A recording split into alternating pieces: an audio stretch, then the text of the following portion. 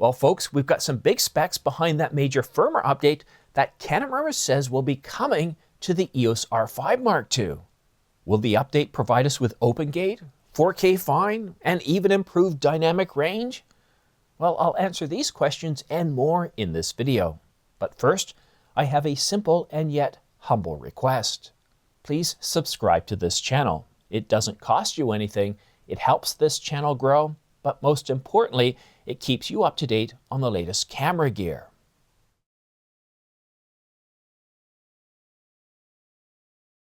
On January the 15th, Canon rumors said that we've been told that Canon will announce a major new firmware update for both the EOS R5 Mark II and the EOS R1. Talk about timing. Yesterday, I published a video on what I thought would consist of a major firmware update from the viewpoint of both photographers and videographers. And well, I put some pretty bold things in there. Things I talked about were open gate, 4K fine, and improving not only the dynamic range in stills, but also, well, reducing the noise at high ISO. Well, why is that timely? Well, because Canon rumors posted this morning. Since that time, referring to the January 15th post on Canon rumors, there seems to be some reports about what could be coming to the EOS R5 Mark II. We haven't confirmed the following and are reporting information based on third-party reporting.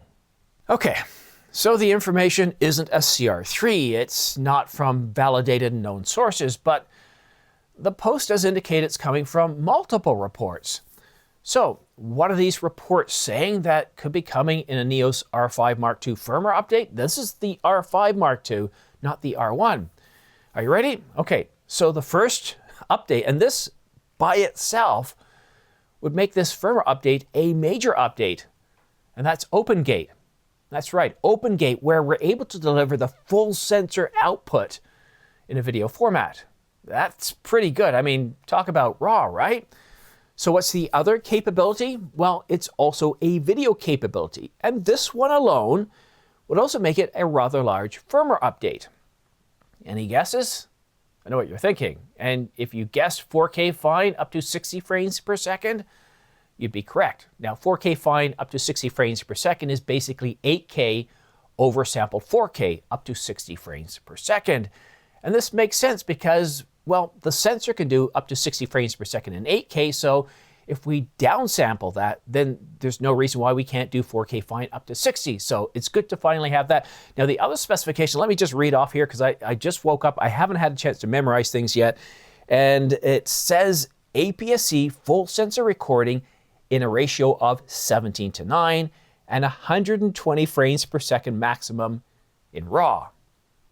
Yeah, 120 frames per second maximum in RAW. Now, that last one I'm a little bit confused by because, well, with the Canon EOS R5 Mark II, we can get, well, maximum of 60 frames per second in RAW because the camera can do 8K up to 60 frames per second. And I know what you're thinking, well, what about 4K up to 120 frames per second in RAW?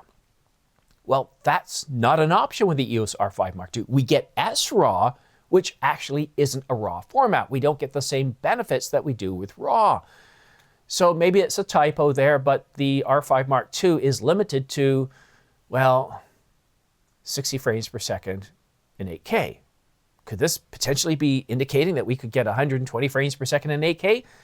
I don't think so because it's being indented under APS-C full sensor recording. So I'm a little bit unsure because that's a pretty big deal. That would literally double the bit rate of 8K RAW up to 120 frames per second. And I think it would say 120 frames per second in 8K RAW. What do you think? I'm a little bit puzzled by that. I haven't had a lot of time to analyze this, and I keep staring at it at the screen because it's saying APS-C full sensor recording 17:9, then indented 120 frames per second maximum in RAW. I'd be really shocked if it could do 120 frames per second in 8K. In fact, this would lend me to believe that this is not, I keep looking at this here, that this is coming from speculation and not coming from any sources that have any sort of inside information. Interesting. So let's cover a few more things I want to cover off in terms of date, when we're supposed to be getting this firmware update. Well, Canon Rumors says that we don't know when the new firmware update is going to be announced for either the R1 or the EOS R5 Mark II, but we're very confident that at least an announcement will come sometime next month. Okay, so a major new firmware update for the R5 Mark II and the R1 is coming next month. That's February. And also what's coming in February, CP Plus, which takes place in Yokohama, Japan, February the 27th to March the 2nd. Okay, so a major firmware update coming on the heels of CP Plus certainly makes sense. But this isn't the first time we've been promised a major firmware update that didn't deliver. So I want to caution things a little bit here, because Canon Rumors isn't saying it's coming from trusted, reliable sources. They're saying some reports. So it's multiple reports on the internet. And I know what you're thinking, Dave. Okay, is Canon Rumors just reporting what I'm saying and using that to suggest that this is coming as from trusted or coming from sources? Am I just kind of doing a circular report here? Am I reporting on myself? Well, if you take a look at the quote once again from Canon Rumors, there seems to be some reports on what could be coming for the EOS R5 Mark II. All right, so a major new firmware update for the EOS R5 Mark II is coming next month. CP Plus is taking place in Yokohama, Japan from February the 27th to March the 2nd. It's a major photo and video trade show, the biggest one so far of this year. So that would indicate two major things coming from Canon. No major camera announcements or lens announcement that we're aware of at this point. And yes, the RF 200 to 500mm f4 could happen, but we haven't heard anything since around December. But I would say February is the most likely time frame for that announcement, and yes, it could happen sometime around the 20th to the 27th in terms of an announcement, because announcements at CP Plus, the major ones, always happen in the week preceding CP Plus. Don't ask me why, I don't know, it's just the way it is. So I know what you might be thinking. Well, wait a minute here, Simon. You put out a video yesterday talking about what would be considered a major firmware update from the viewpoint of photographers and videographers. Dynamic range, improved noise levels when shooting at high ISO, open gate, and 4K fine. And it's a little bit convenient that now today, a day later, Canon Rumors is saying they're talking about some reports, and they're indicating a lot of what we talked about in that video. But again, Canon Rumors says some reports. Now, I don't know for sure, but what I do know is that in the past, Canon Rumors, when they have gotten stuff from me, have quoted me. So all I can say at this point is take this with a bit of a grain of salt, because this isn't the first time we've been told about a major firmware update coming and then it not delivering major capabilities. I do think that we'll see a firmware update in February, but at this point, I would just sit back a little bit, have a nice, refreshing beverage, and relax and think, wow, what would it be like? Think of it this way. You just bought a lottery ticket and you're hoping for the best, and that's what we're doing here.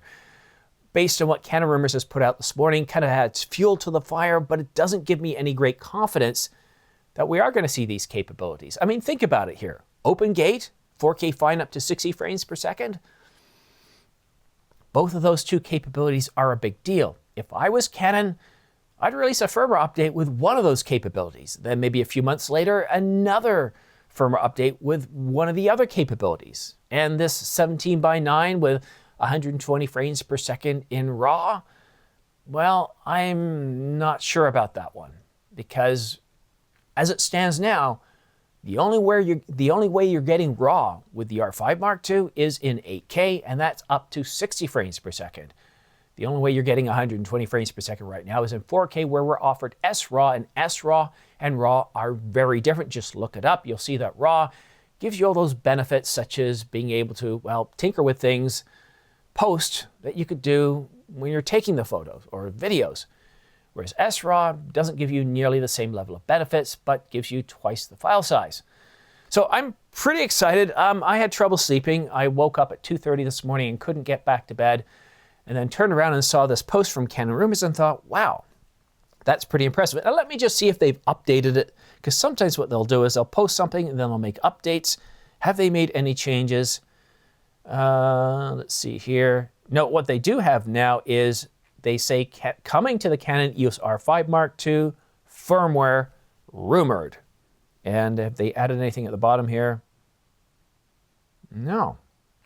So what do you think? Are you excited? Now, if you don't own the Canon EOS R5 Mark II or even the R5 Mark I, there is one thing you might want to be aware of. The Mark I right now is deeply discounted. It has been for, the past several weeks, $27.99, but it's just gone back up to $28.99. I'm still shooting with the R5 Mark I right now. That's what you're watching me on. I think it's a terrific camera, and yes, I love Canon Log 2. I love waveforms. I like the extended dynamic range. In video, I know stills, it's a slightly different story, but for anybody doing any significant amount of video, the R5 Mark II is a wow camera, and it's a terrific camera, but it's also $4,300, whereas the Mark I is some $1,500 less or $1,400 less at $28.99. So, and if you are interested in purchasing that or any other camera gear and accessories, then please consider using my affiliate links down below, where I have some 20 sales on Canon and Nikon cameras, these guys right here, because if you use those affiliate links for Amazon.com, Adorama, or B&H, I do get a small commission back, which quite literally keeps these lights on, which that key light is a little bit off kilter. I need to check on that, but it helps keep all the lights on. It supports this channel. It's viewer supported. And by you guys using that, it prevents me from having to put one of those annoying sponsorship ads right at the beginning. Have you seen some of these lately? Some channels now have anywhere from 3 to 5 minutes for a sponsorship ad. I think it's getting ridiculous. I also understand that many of you pay, like me, to not have to have any ads. You pay YouTube a certain fee a month. Nothing worse than having to pay that fee and then sitting to watch these ads. And I understand some of these channels don't have a choice, whereas I think I do. I've come up with using these affiliate links as a way of supplementing that foregone revenue. And just when I watch channels, I find that these sponsorship ads, they're not at all related to the content. They kind of knock you off the puck. When I was younger, I used to subscribe to PC World, Amiga World, and one of the most exciting parts of these magazines was not just the articles, but the ads, because I'd be looking for the best prices, and it was related to the content. It fit in. But a lot of these sponsorship deals, they've got nothing related to the content, and it just, well, I think it ruins the user experience. Anyhow, let me know what you think in the comment section down below. Do you think we're actually going to see a major firmware update next month that provides us with OpenGate, 4K 60, fine, 8K oversample 4K, up to 60 frames per second, APS-C mode, full sensor, 17:9, and 120 frames per second maximum in RAW? That's pretty impressive. At this point, I'm sitting on the fence. Everything I put out yesterday was my projection on what I would consider to be a major firmware update with all sorts of possibilities. I'm not aware of any other reports, so Canon Rumors has a much, how should we say, more extensive list of sources. They attract a whole lot more information. So all I can say is, if you know something, if you overheard something in the grapevine and you're not getting in trouble with NDAs or anything like that, then reach out to me. I have my email address. It's simondyates@gmail.com. Send me an email, reach out to me, and let me know what you know, because at this point, I know people are getting really excited by this, and I just want to kind of temper the expectation. Treat it like you've just bought a lottery ticket. You don't expect to win, but you sure hope you can. Anyhow, thank you so much for tuning in. Have yourself a great day, and we'll see you again soon.